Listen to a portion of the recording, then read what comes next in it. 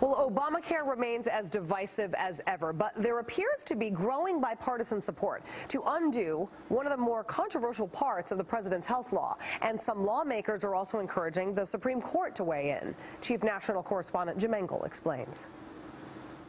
There is one part of Obamacare that even many Democrats want to repeal, a board that has the unimpeded right to cut Medicare spending just as the baby boomers are retiring. We have almost 230 bipartisan co-sponsors of this bill, and it is not a partisan issue.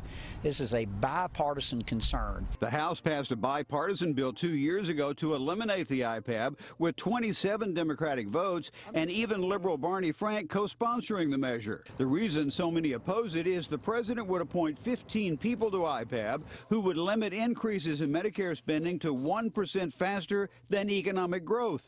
And the law limits review of its decisions by Congress and the courts. Two Republican physicians, Senator Tom Coburn and Dr. Phil Rowe, wrote in the Wall Street Journal Thursday that IPAB is, quote, an administrative agency whose actions cannot be checked by the executive, legislative, or judicial branches. This setup shreds the separation of powers that is fundamental to the U.S. Constitution. That's why the Goldwater Institute is asking the Supreme Court to review the matter. There is no other constraint on what the board can do.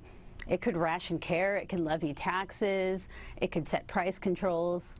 The Supreme Court of the United States needs to defend its branch of government and say, wait a minute, it's not proper on something of this measure to have only one branch of government making the decisions. The law asserts IPAB's decisions could only be challenged by a 3/5 majority vote in the Senate, and though it's prohibited from rationing care, rationing isn't defined. So if IPAB were to set a price of a surgery, a life-saving surgery, so low that no doctor would perform it, would that be rationing care?